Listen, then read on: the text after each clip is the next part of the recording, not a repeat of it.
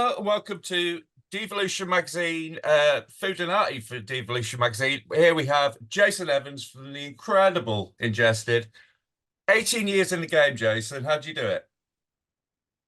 Just the love of the game, mate, to be honest. Like this is what we were born to do. Do you know what I mean? This is what we've Absolutely. always wanted to do since we were kids. We started when we were teenagers. Like we wrote our first album when we were still in our teens. And now we're in our mid to late 30s and we're Yeah, about man. to release another one. And it's a belter. But before we get onto that, you've just come off like what is arguably been the biggest death metal tour on our shores I can't think of one that's stepped up this far as the Lorna Shore tour. Yeah. Like you're one of the main sports on that tour. That's incredible, isn't it? It's potentially the biggest death metal tour we've had so far. Yeah. Yeah. Arguably, yeah. It was a huge tour. Last year, 2023 was probably our biggest year to date. The tours that we did were crazy.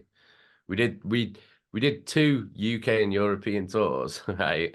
Support tours that are probably the biggest tours that we could possibly do in our like wheelhouse in our scene. Absolutely. We did the Cannibal Corpse tour, Yeah, huge. and in the early in the year, and then we did the Lorna Shore tour late in the year. So it was a crazy year, and in between that we did Australia for the first time, and we did a US headline tour, which was our most successful headline tour to Ridiculous, date. yeah.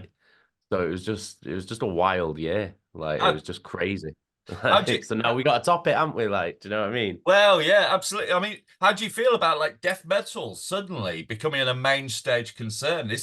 I saw Cattle Decapitation the other day, and like that got shifted up a gear, up a level.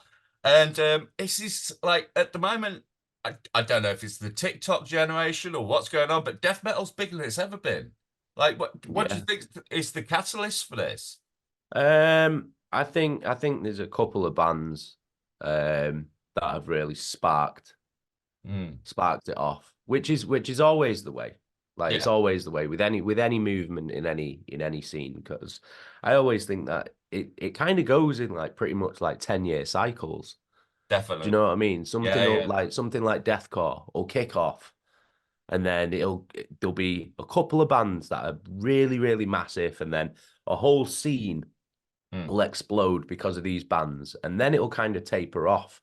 mm, And then 10 years later, there'll be another group of bands that connect with mm. like a younger generation for whatever reason, and then it'll explode again in popularity. Sure. And it just always kind of does this. And obviously, I think with like the rise of bands like Lorna Shore, obviously, Slaughter to Prevail, Mm, Shadow of Intent, Brand of mhm. Sacrifice, with their popularity, what happens is obviously you do get your TikTok generation. Like there is a lot of that, with stuff, parts of songs going viral and stuff on Mm. TikTok, and then obviously that gets then seen by a younger generation. But then what happens is this younger generation that have never heard music like this before, Mm. they they then go, "Well, what else is like this?" Do you know what I mean? And then there's a trickle down effect to Yeah, everybody yeah, else, yeah. and then they come out to the shows to see the band that they like, and then they see other bands supporting them, and then that's how fan sharing starts. Do you know what I mean? Absolutely. So Absolutely. for me, it's a high tide raises all ships. Do you know Absolutely. what I mean? That's very similar to what Signs of the Swarm said to me. Mm. Like that it took like that one jump off point, which is essentially a breakdown in a song. And that just like everyone's like, I love this. And then of course we've got the Spotify now, so you don't have to go out and buy everything. You can go check it all out instantly. So my Yeah. son's generation's got it so good, man. I know, So but if I'm being honest though, I kind of miss that excitement of going into a HMV oh mate, and yeah. not knowing anything about like an album or a band and then just seeing an album cover in the metal section and going, that looks like it has to be good. Like, and then buying it, do you know what I mean? And then Yeah, not dead knowing right. anything until you get home and put it on. Yeah, Like, I yeah. kind of miss that. Like, because I think like Oh, yeah. nowadays, although it's much easier to consume entertainment, which is great, obviously. Mm. But I don't know. There's just something about. I feel like everything's Mm. spoiled for me nowadays. Do you know what I mean? I feel like I don't have Yeah, to work for anything. Like, that's it. I get like misty-eyed about the fact I had like my £10 a month and I buy one record and I'd listen to that one record all that month. And if it was a dud, then it was a dud. I'd just have to yeah, wait till next month and try and do it again. yeah, exactly. There was the gamble to it, weren't there? Yeah. It was like you were literally just going off. Oh, their logo looks spiky. Like, do you know Yeah, what I mean? yeah, Oh, yeah, there's yeah. zombies on the front cover of this album. It's got to be good. Definite. Like, So one thing that is like the most remarkable thing about your band is you are the most prolific band. And like it's like been since your fifth album, there's been like an album a year almost. Is that right? yeah, pretty much. Sometimes more. And just to give the readers some sort of idea, the usual album touring cycle is at minimum 2 years, Yeah. sometimes three. And you're just are you writing while you're on tour? Is that what you're doing? We're always writing. We're Yeah. always writing. We're always in a constant cycle of writing, and it's never like it's never like a forced thing. Do you know what I mean? Because we're always because our guitarist Sean is crazy prolific when it comes Right. to writing. Riff He's just machine. he's a riff machine all the time. Any spare time he's got, his guitar's in his hand and he's writing. That's awesome. Even when he's stood on stage like and we're sound checking. If he's Noodling. waiting for he's like he's writing riffs while he's stood on stage. Like, Cool. you know what I mean? It's Cool. crazy. Well, So it's like we're always at it. So whenever we finish writing or constructing an album, we just immediately carry on writing. On Like to it's the like, next. all right, well that's done. Like let's carry on. So it was like we'd recorded our previous album, Ashes Lie Still. And then as soon as like we'd already pretty much wrote Tide of Death and Fractured Dreams. So Ashes Lie Still got released in November 2022. You see, I think I did all my vocals in five days. But the thing is though, because we write so far ahead of ourselves, what we're doing there is we're giving ourselves basically a year of time. A jump off. So we'll write these songs, and then for a whole 12 months, we'll be recording them at home and demoing them and doing scratch tracks, and then we've got 12 months to tweak and fiddle with each song until we get it exactly how we want it. So then by the time we go into the studio, we know exactly what we're doing. Do you know what I mean? It's like it's all muscle memory because we've been doing it for 12 months already. So it's like that's why we can smash through it. That's such a great system. Yeah. Well, it's not only like just being prepared in that, but what it does as well, it means that we're not spending loads of money being in a studio for weeks. Yeah. We can do it all in a week, like because we know it. Do you know what I mean? Yeah. So that way we're saving money as well because you know we're not like in it. But it means like, this is our career and we can pay our bills. But do you know what I mean? I'm not Rockefeller. Yeah. Yeah. I keep saying to, like young bands always like pipe up and stuff, and they're just like, "Oh, when we make this myth, this making it thing," I'm just like, "Mate, if you can pay the bills, you're doing well. You're doing really well." And those days of bands writing albums in the studio, only the top tier can get away with that. Yeah. Like only Metallica can go like, "Oh, we'll spend a year in the studio," like you know. Well, it's like if you've got a record deal where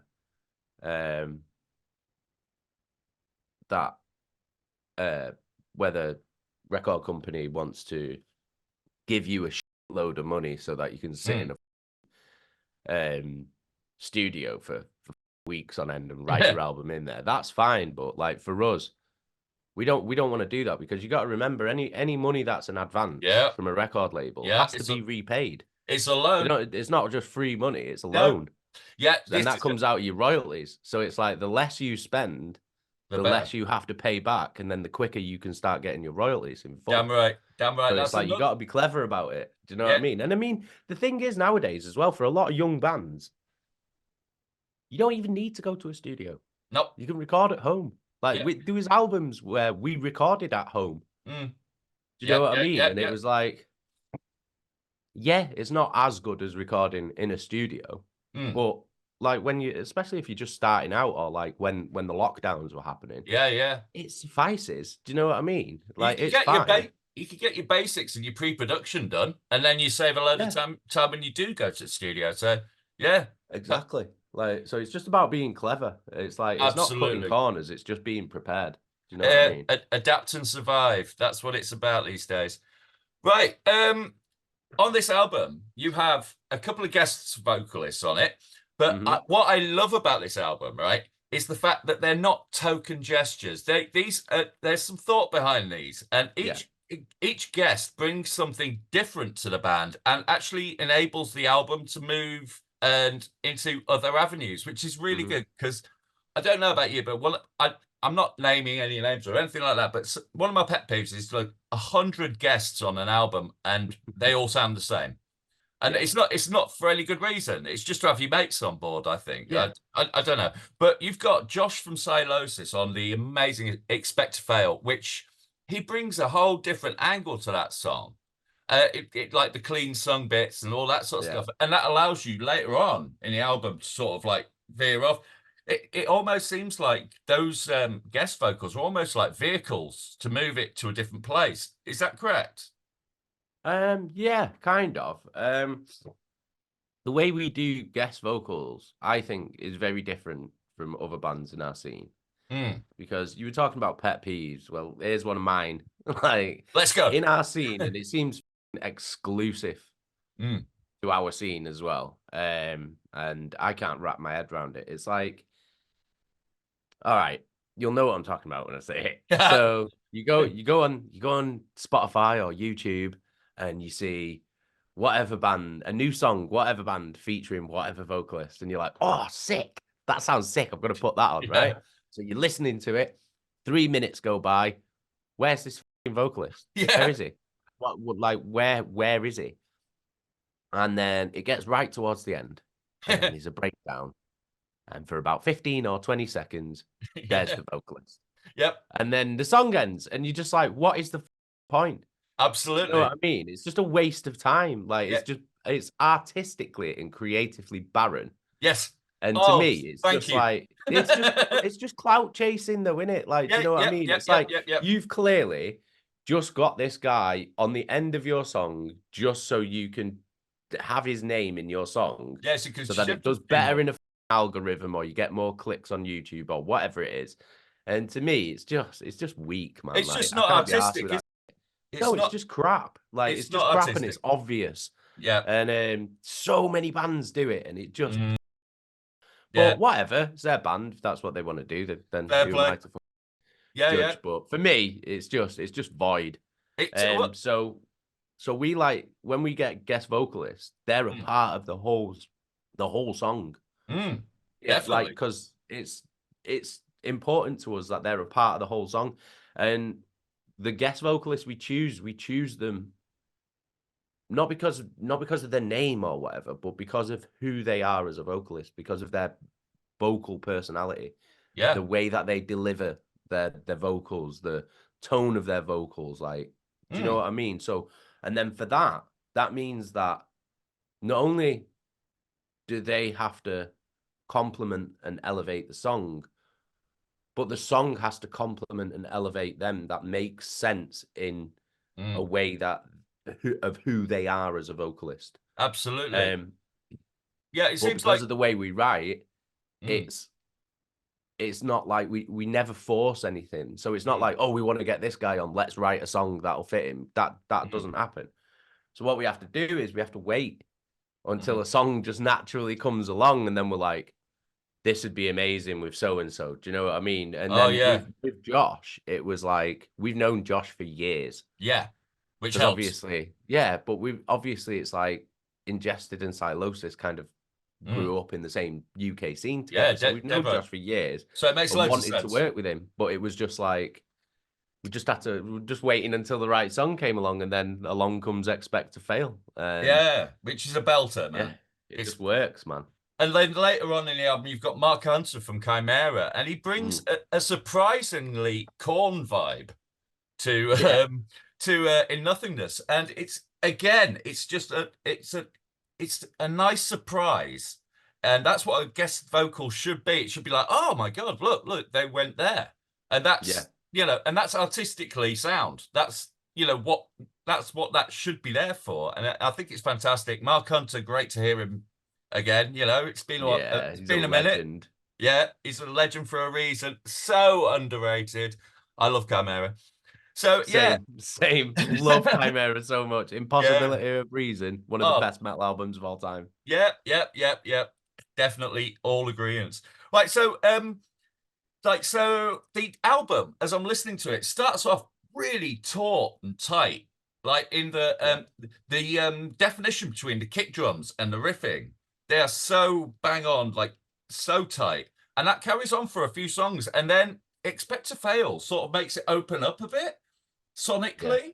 And then as the album goes on, it's like spreading its wings as it's going along. And it ends on this lovely, the final tune where it's like a clean vocal. And it's just like, oh my God, it feels like a complete evolution through the album. Was that intentional? Yeah, absolutely. It's totally intentional. So back in the day when we were first writing our first albums and stuff, our mindset was, let's write 10 bangers and stick them on a CD. You know what I mean? Yeah, when you're trying to make your name.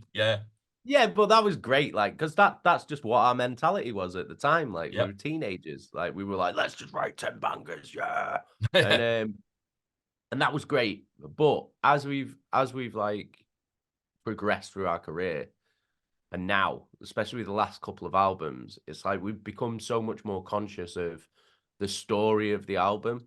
Now, not in a narrative way. I don't mean that there's like a narrative going through the story, but I mean the journey that the album takes you on. When you listen to it in its entirety, there's a clear beginning, a middle, and an end. And if you listen to it all the way through, there's peaks and troughs and ebbs and flows, and there's a calm in the storm, like right in the middle. And then you come back out into this whirlwind, and then right at the end, it ends with a path once lost, and that sends you off into the sunset. And it's all by design. Like, you can listen to all these songs completely individually, and they all stand, and they're all bangers. But it's designed in a way that you're meant to listen to it as a full album. Yeah, and I love that. I love that because I think the art of the album is getting lost a little because people have Spotify and whatnot, so they just pick and choose. This one, you really do have to listen to it from beginning to end because it really, everything leads on to everything else, and it has these jump off points. And I think that's incredible. And with Broken Wings, on the last album, I have to ask you a question about this, actually. Because I'm a dance music producer as well. And I noticed something, right? You did the video in one shot, walking through the streets of Manchester, right? Is that a nod to Massive Attack and Verve? Yes. I thought so. I saw that and I was like, we grew up listening to the Verve, and do you know what I mean? Yeah. I saw that and I was like, good lads. That's like, find me another death metal band that'll do that. You know? It was a total nod to that, but it's also more than that. It's a nod to Manchester, which is a massive part of Ingested's identity. Yeah, absolutely, and always has been since the beginning.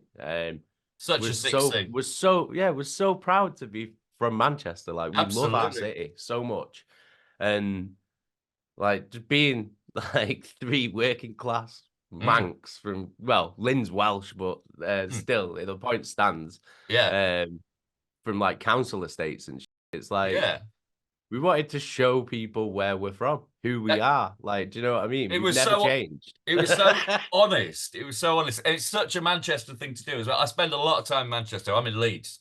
Right. Yeah, that's not far. No, I go to the Rebellion all the time doing bits and pieces. Even though it's terrible to take photos in. Actually, I'll cut that bit out. But anyway. It's all right, I won't tell him. So Yeah, and Manchester's just got such it's such a warm scene as well. Like everyone knows each other, everyone goes to see each other's bands. So you've got some cool, even like venues like Atma and Peer Hat and all that. It's just such a cool scene, and everyone seems to like vibe off each other. Yeah. Manchester's always been strong like that, with in any genre of music, with the indie music, with like back in Factory Records times and all that. Yeah. What do you think makes Manchester such a creative hub? I think because it's predominantly working class and it's in the north. Like, do you know what I mean? It's Yeah. like people take the piss going, "Oh, it's hard times up north," and it's like, Mm. well, yeah, it always has been. Do you know what I mean? Like, we've never quite been as affluent as the south, have we? Do you know what I No. mean? Like, No. that's not me being like divisive or anything. It's Oh just a no, no. fact. That's just Yeah, what yeah. it is. Like, so I think like when you're in a big city in the north, or you're living in council estates, which is like what the majority of Manchester is council Yeah, yeah, estates. yeah, You yeah. know what I mean?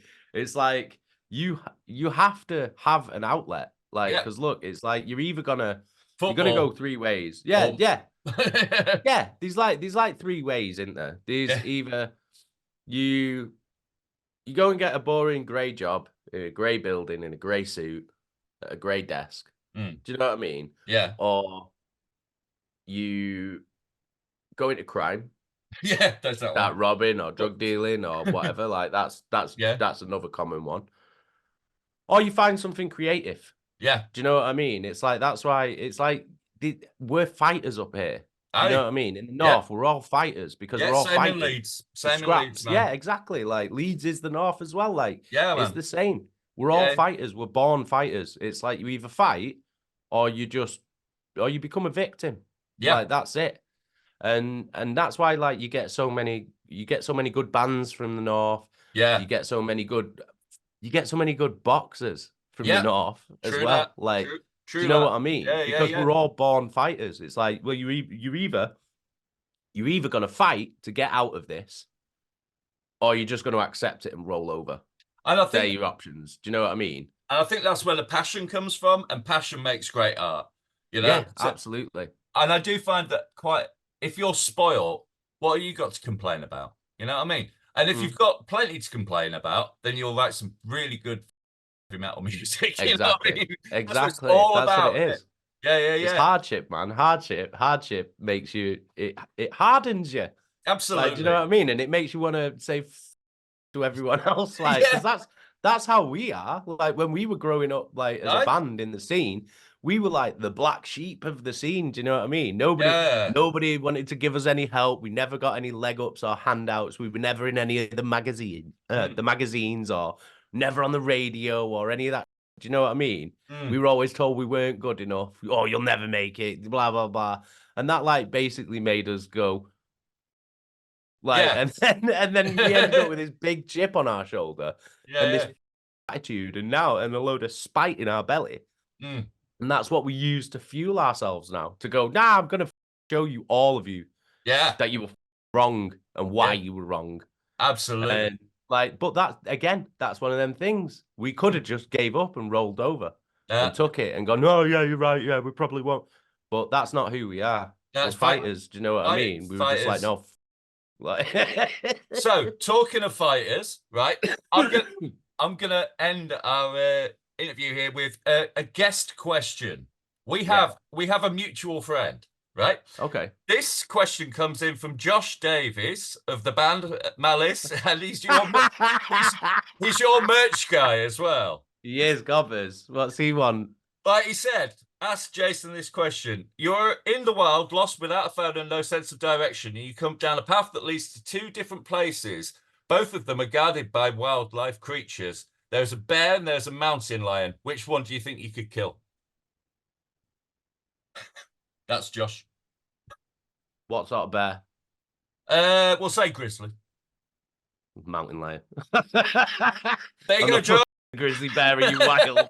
Like, are you mental? If you just said black bear, I'd have gone, oh, black bear. Like, but grizzly bear, no chance. No chance. There we go. There we go to Josh. If it's a black bear, fine. If it's a grizzly bear, mountain lion. Right? Yep, fine. I'm trying to turn this into a regular feature where I get mates of the bands to ask them questions, but Amazing. we'll see if that carries on. Right. Cheers, gobbers. By the way, listen to Melissa's new single. It's brilliant. Yeah, festivals. Are you doing any this summer? I think we might be doing one in Poland, but we're kind of giving festivals a break this year. Good, right? We did a lot last year. And you were at Download just last year, didn't you? Yeah, we were at Download last year. First time. How weird is that? Why has it took them that long to get us on Download, man? Like, what the f are you talking about, bro? And then again, that's another thing where we were just like, so then we got on stage and smashed it out the park. That tent was over full. Yeah. And everyone went mental. Yeah. But that's because we were there with that chip on our shoulder going, I'll show you why you should have booked us years ago. Like, you know what I mean? Yeah. Like, Northern underdog mentality. That's it. Like, that's fantastic, mate. Well, Jason, thank you so much for being with us. And yeah, anyone you want to shout out before you go? Yeah, just want to say thanks to all our fans around the world. Your support is what keeps our lights on at home. So whether that's buying the album, pre-order The Tide of Death and Fractured Dreams, it's out April the 5th through Metal Blade Records. Whether that's buying albums, buying merchandise or t-shirts, buying a ticket to the show, or just streaming our stuff, watching our music videos, just keep doing that, because that's what allows us to carry on doing this crazy thing that we're doing. So thank you so much. Other than that, like I said, the new album is out on April the 5th. You can pre-order that through ingested.co.uk. There's plenty of merch packages and bundles and vinyl variants and stuff. And then on April the 17th, we're going to embark on our UK and European headline tour. We're taking out Fallujah, Vulvodynia, and Melancholia with us. That runs through April and May. That's going to be amazing. Tickets are flying out, so go and get yours before you can't. Again, you can get tickets for that tour and all of our shows through ingested.co.uk. So thank you very much. Thanks for your time, George. Appreciate it. It's nice to be here. Right, I'll see you I'll see you on the tour. All right, I'll see you there, mate. Take care. Bye Bye-bye, man. Bye-bye.